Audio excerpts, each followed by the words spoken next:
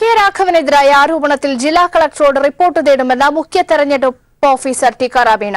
മാധ്യമവാർത്തകളുടെ അടിസ്ഥാനത്തിലാണ് നടപടി. കളക്ടറോട് പറഞ്ഞിട്ടുണ്ട് ഒരു ഫാക്ച്വൽ റിപ്പോർട്ട് അയക്കാൻ വേണ്ടി. ഇതുകുറിച്ച് ഒരു പ്രിലിമിനറി ഇൻക്വയറി നടത്തിയതിനു ശേഷം എന്താണ് ഒരു പ്രാഥമിക നിഗമനം എന്ന് കളക്ടറോട് ഞാൻ ഒരു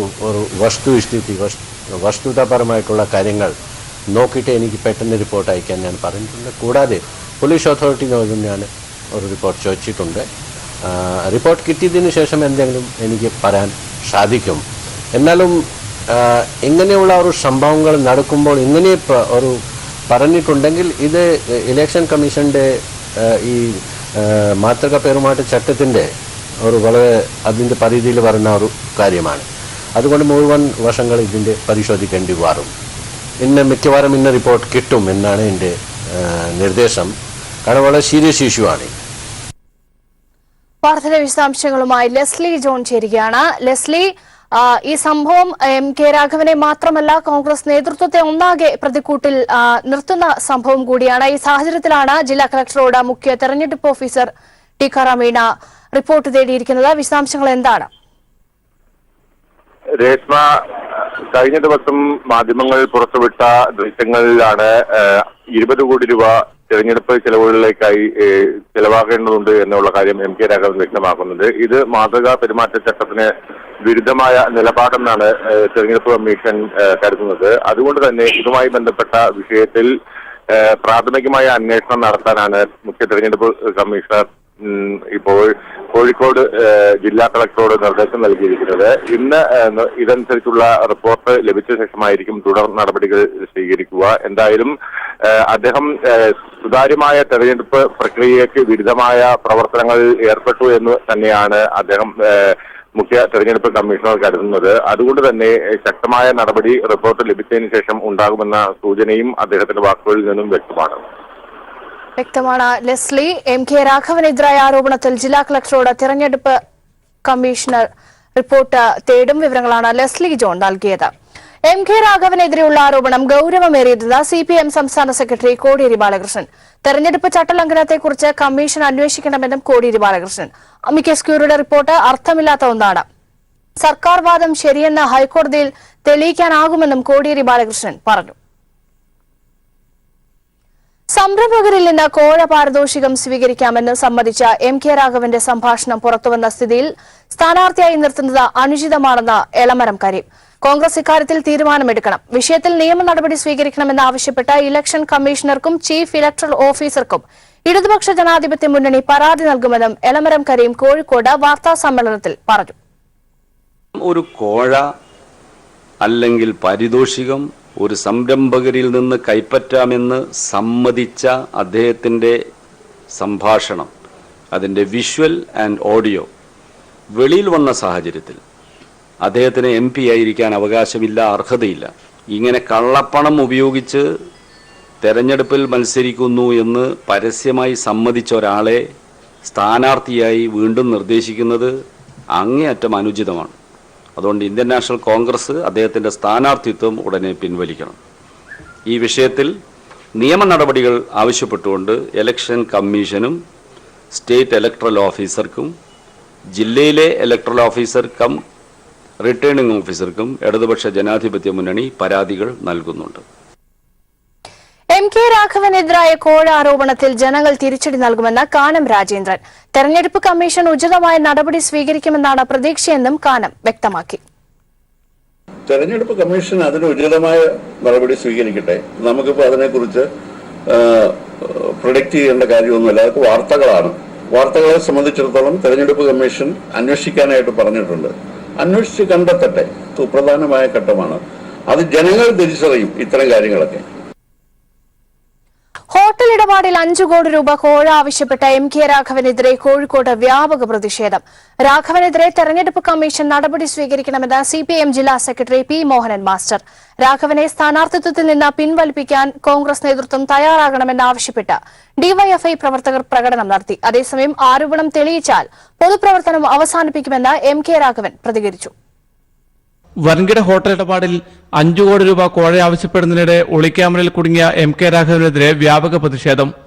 രാഘവനെതിരെ തെരഞ്ഞെടുപ്പ് കമ്മീഷൻ നടപടി സ്വീകരിക്കണമെന്ന് CPIM ജില്ലാ സെക്രട്ടറി P. മോഹൻ മാസ്റ്റർ ആവശ്യപ്പെട്ടു. MK രാഘവൻ MP ആയിരുന്ന കഴിഞ്ഞ 10 വർഷക്കാലത്തെ സാമ്പത്തിക ഇടപാടുകൾ പരിശോധിക്കണമെന്നും അദ്ദേഹം ആവശ്യപ്പെട്ടു. രാഘവൻ സ്ഥാനാർത്ഥിത്വത്തിൽ നിന്നും പിന്മാറണമെന്നാവശ്യപ്പെട്ട് DYFI പ്രവർത്തകർ മണ്ഡലത്തിൽ പ്രതിഷേധ പ്രകടനം നടത്തി. അതേസമയം തനിക്കെതിരെയുള്ള വീഡിയോ കെട്ടിച്ചമച്ചതാണെന്ന വാദവുമായി MK രാഘവൻ രംഗത്തെത്തി. അത് എഡിറ്റ് ചെയ്താണ്, കൃത്രിമത്വമായി കാണിച്ചുണ്ടാക്കിയതാണ്. അതുകൊണ്ട് വളരെ ബോധപൂർവം വ്യക്തിഹത്യ നടത്തുക എന്ന ലക്ഷ്യം വെച്ചുകൊണ്ട് തന്നെയാണ് അതാണ് ഞാൻ സൂചിപ്പിച്ചത്. ഇത് ഏതെങ്കിലും രീതിയിൽ തെളിയിക്കാൻ കഴിയുമെങ്കിൽ ഞാൻ അന്ന് സ്ഥാനാർത്ഥിത്വം വിടുകയും എൻ്റെ പബ്ലിക് ലൈഫിനെ അവസാനിക്കും. ഇത് വളരെ ബോധപൂർവം തെരഞ്ഞെടുപ്പിലെ രാഷ്ട്രീയ ലാഭം കണക്കാക്കി ചെയ്തിട്ടുള്ള ഒരു ഗൂഢാലോചനയാണ്. അത് നേരിടാൻ എനിക്കറിയാം. ഞാൻ നിയമമാർഗം ഉപയോഗിക്കും, എല്ലാ മാർഗവും ഞാൻ ഉപയോഗിക്കും.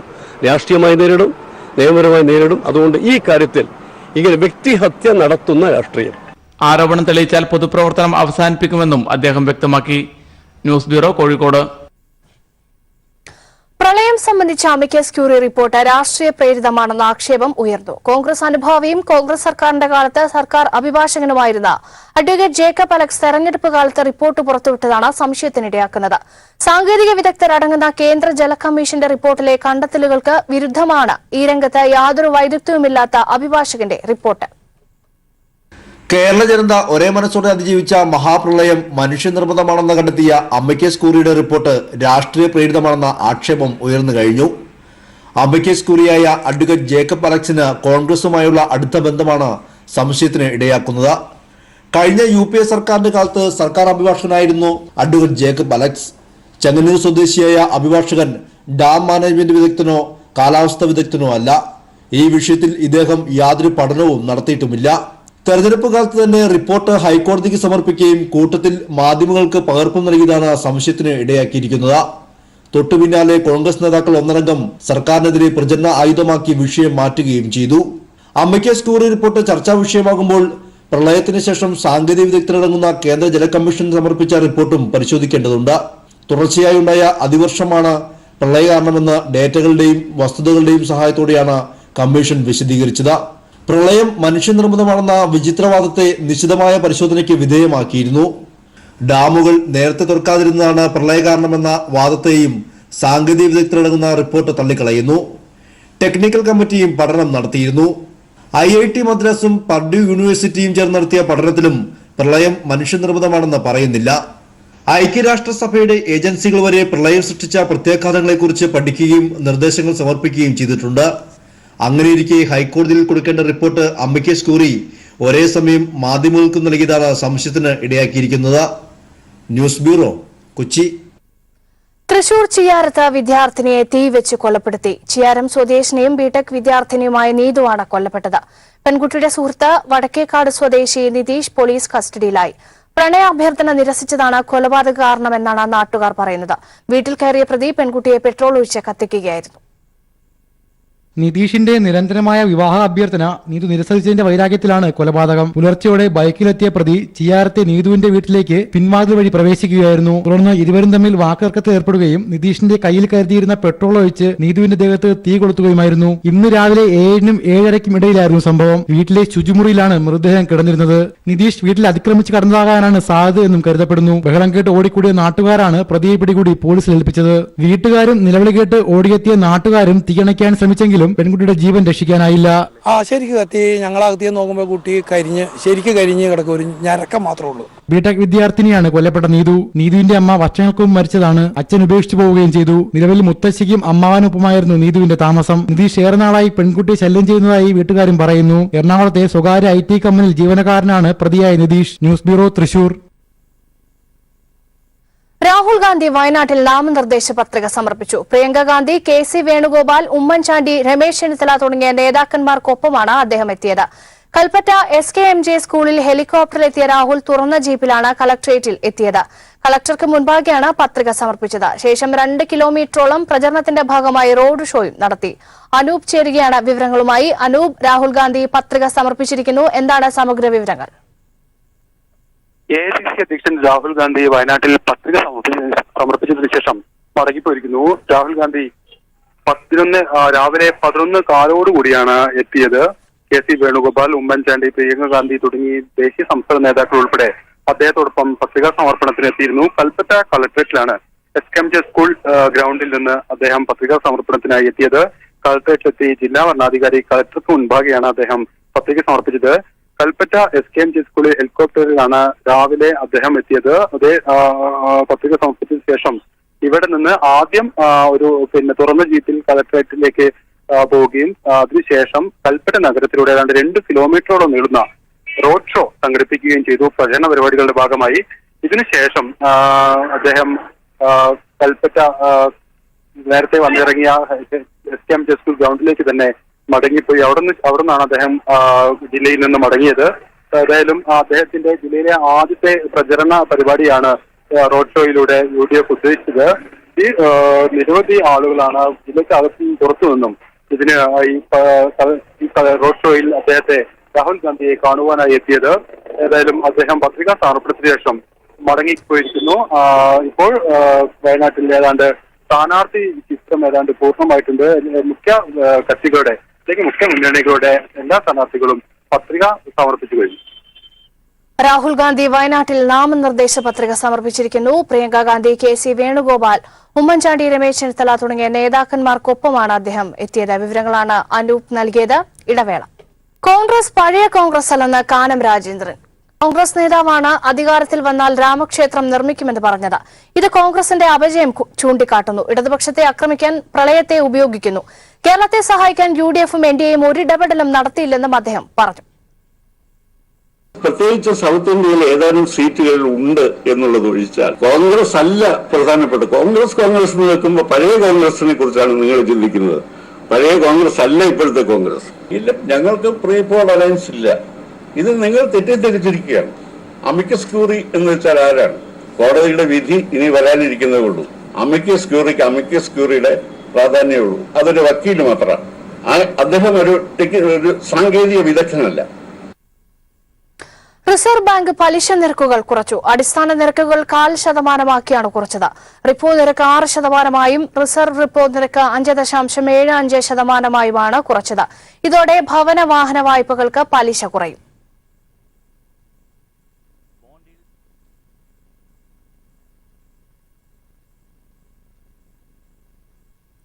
പൊതുവേദിയിൽ സഭ്യമല്ലാത്ത പദപ്രയോഗവുമായി തൃശൂർ NDA സ്ഥാനാർത്ഥി സുരേഷ് ഗോപി.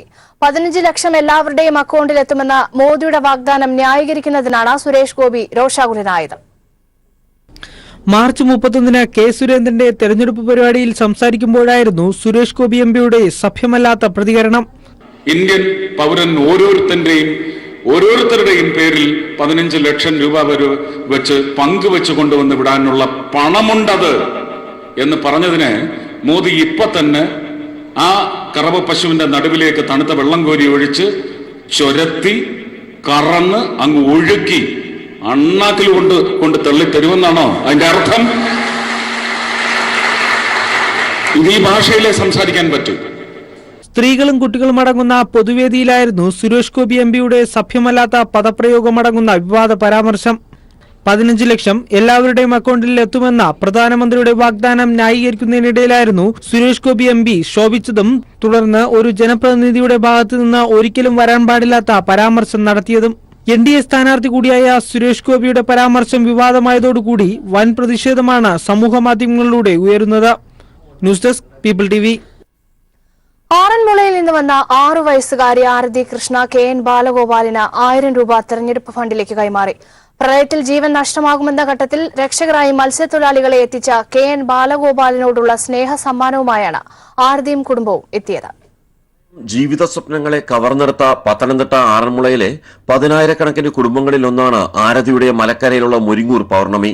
കൊല്ലത്തു നിന്ന് പുറപ്പെട്ട കേരളത്തിന്റെ സൈന്യം പത്തനംതിട്ടയിൽ എത്തിയ ശേഷം ആദ്യം രക്ഷപ്പെടുത്തിയവരിൽ ഉൾപ്പെട്ടതാണ് ഇവരുടെ കുടുംബം. ഇവിടെ നിന്നുള്ള രക്ഷകരുടെ കയ്യിൽ പങ്കായി നൽകി കർമ്മനിരതരാക്കാൻ മുന്നിൽ നിന്നയാളാണ് കൊല്ലത്തെ LDF സ്ഥാനാർത്ഥിയാണെന്ന് അറിഞ്ഞതോടെയാണ് നേരിൽ കണ്ട് സ്നേഹാഭിവാദ്യം അർപ്പിക്കാൻ അവർ തീരുമാനിച്ചത്. പ്രളയത്തെ തുടർന്ന് രക്ഷിക്കാൻ ഹെലികോപ്റ്ററിൽ എത്തിയവർ കുറെ നേരം പുരപ്പുറത്ത് പറന്നെങ്കിലും ഫലമുണ്ടായില്ല. രക്ഷകരായത് കൊല്ലത്തെ മത്സ്യത്തൊഴിലാളികളാണെന്ന് ആരതി പറഞ്ഞു. വെള്ളം വന്നപ്പോൾ ഞങ്ങൾ പേടിച്ചു പോയി. ഞങ്ങൾ 2ാമത്തെ നിലയിലെ മണ്ടയ്ക്കിരിക്കുമായിരുന്നു. അന്നേരം ഞങ്ങൾ വിളിച്ചായിരുന്നു. ഹെലികോപ്റ്റർ അവിടെ വന്നായിരുന്നു. ഹെലികോപ്റ്ററിന് അവിടെ മരം ഉള്ളതുകൊണ്ട് വരാൻ പറ്റത്തില്ലായിരുന്നു. അടുത്ത ദിവസം ഒരു മാമന്മാരൊക്കെ ബോട്ടേ വന്ന് ഞങ്ങളെ വിളിച്ചോണ്ട് പോയി. ഒരു സങ്കടം ബാക്കിയുണ്ട്. തങ്ങളെ രക്ഷിച്ചവരെ ഒരു വട്ടമെങ്കിലും നേരിൽ കാണാൻ കഴിയാത്തത്. രക്ഷക്കെത്തിയ വള്ളത്തിൽ 4 പേർ ഉണ്ടായിരുന്നു. എന്നാൽ മുഖം ഓർമ്മ വരുന്നില്ല. 10 പേരെയാണ് വള്ളത്തിൽ കയറ്റി അവർ ക്യാമ്പിൽ എത്തിച്ചത്. അവർ സമ്മാനിച്ച ജീവിതമാണ് തങ്ങളുടേതെന്ന് ശ്രീകല പറഞ്ഞു. വെള്ളപ്പൊക്കത്തിൽ നിന്ന് രക്ഷപ്പെടുത്തിയതിന് ഞങ്ങൾ ആദ്യം കടപ്പെട്ടിരിക്കുന്ന മത്സ്യത്തൊഴിലാളികളെ നമ്മുടെ സുഹൃത്തുക്കളോടും പിന്നെ നമ്മുടെ സർക്കാരിനെ ഞങ്ങൾ വളരെയധികം ഇപ്പോഴും ഞങ്ങൾ സഹായം ചെയ്തുകൊണ്ട് ഞങ്ങൾക്ക് തന്നുകൊണ്ടിരിക്കുവാണ്. ആരതിയുടെ സഹോദരി അമൃത കൃഷ്ണൻ, അമ്മയുടെ സഹോദരി ശ്രീലത, അധ്യാപിക ബിന്ദു, ശ്രീധരൻ എന്നിവരും സംഘത്തിലുണ്ടായിരുന്നു. ന്യൂസ് ബ്യൂറോ, കൊല്ലം. രാഹുൽ ഗാന്ധി ഇപ്പോൾ മാധ്യമങ്ങളെ കാണുകയാണ്. തത്സമയം मैसेज देने का था. साउथ इंडिया में फीलिंग है, तमिलनाडु में, केरला में, कर्नाटक में, कि जिस प्रकार से सरकार काम कर रही है, जिस प्रकार से नरेंद्र मोदी जी आरएसएस काम कर रहे हैं, देश के काफी लोगों को लग रहा है कि उनके कल्चर पे, उनकी भाषा पे, उनकी हिस्ट्री पे आक्रमण हो रहा है. तो इसलिए मैं मैसेज देना चाहता था कि मैं नॉर्थ से भी लड़ूंगा और साउथ से भी लड़ूंगा. अमेठी में स्मृति ईरानी चली गई. योगी आदित्यनाथ ने कहा कि मुस्लिम लीग ने देश का बंटवारा कराया, उसके साथ राहुल गांधी नजर आ. देखिए, अमेठी में मैं भी हूँ, यहाँ भी मैं हूँ. मेन मैसेज मेरा है कि जो कल्चरल अटैक हो रहा है हिंदुस्तान में, जो आरएसएस, नरेंद्र मोदी नागपुर से पूरे देश पर, पूरे इंस्टीट्यूशन पर आक्रमण कर रहे हैं, उसके खिलाफ मैं मैसेज देना चाहता हूँ. ये देश अलग अलग विचारधाराओं का देश है, अलग अलग भाषाओं का देश है, और इसमें सब भाषाएं, सब विचारधारा जरूरी है. एक second. Frankly, what Mr. Narendra Modi says, what Mr. Yogi says, is frankly not my concern. The two main issues in this country today are jobs and farmers. Farmers do not have a good perspective on what future holds for them. Youngsters are running from state to state looking for jobs, and Mr. Narendra Modi has failed on jobs, he's failed on farmers. Also, one second, please let me answer. Also, on the matter of corruption, the country had faith on the Prime Minister when he said, I will be the Chowkidar. And the fact of the matter is that the Chowkidar himself has given Anil Ambani 30,000 crores of Air Force money. He has stolen money and he has given it to Anil Ambani. Anil Ambani has no experience in making aircraft. Anil Ambani has 45,000 crores in debt. Anil Ambani almost went to jail. His brother had to bail him out. Why is this man being given the most important defense contract in the country? These are the issues. I want to say one last thing. I know that the CPM and the Congress have been locked in a fight in Kerala. And this fight will go on. But I want to make it very clear to my brothers and sisters in Kerala, to my brothers and sisters in the Congress party, my brothers and sisters in the CPM. I understand that the CPM has to attack me. I understand that they have to fight me. But I am not going to say a word against the CPM. I'm here to send a message of unity. I'm here to send a message that South India is important. And I fully understand that the CPM has to attack me. So I will absorb all their attack with happiness. But from me, you will not hear a word in my campaign against the CPM. Thank you. Rahul Gandhi മാധ്യമങ്ങളെ കാണുകയായിരുന്നു. മറ്റു വാർത്തകളിലേക്ക്. Poster കീറിയ BJP പ്രവർത്തകനെ കൊണ്ട് നാട് മുഴുവൻ ഇടതുമുന്നണി നേതാക്കൾ poster ഒട്ടിച്ചു. കൊട്ടാരക്കര തേവലപ്പുറത്താണ് സംഭവം. അരീക്കൽ ഭാഗത്ത് കച്ചവടം നടത്തുന്ന ആലിൻ കുന്നിൻപുറം സ്വദേശി സത്യദാസ് കടയടച്ച് രാത്രിയിൽ വീട്ടിലേക്ക് മടങ്ങുമ്പോഴാണ് പോസ്റ്റർ കീറിയത്. റോഡരികിൽ മതിലിൽ ഒട്ടിച്ചിരുന്ന ഇടതുമുന്നണി സ്ഥാനാർത്ഥി ചിറ്റയം ഗോപകുമാറിന്റെ പോസ്റ്ററുകളാണ് നശിപ്പിച്ചത്. ടോർച്ചടിച്ച് ആദ്യം പോസ്റ്റർ ആരുടേതെന്ന് വിലയിരുത്തി.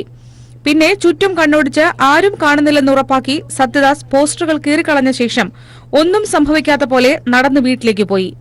എന്നാൽ രാവിലെ സമീപത്തെ വീട്ടിലെ CCTV ദൃശ്യങ്ങൾ പരിശോധിച്ചപ്പോഴാണ് പോസ്റ്റർ കീറിയ ആളെ മനസ്സിലാക്കിയത്.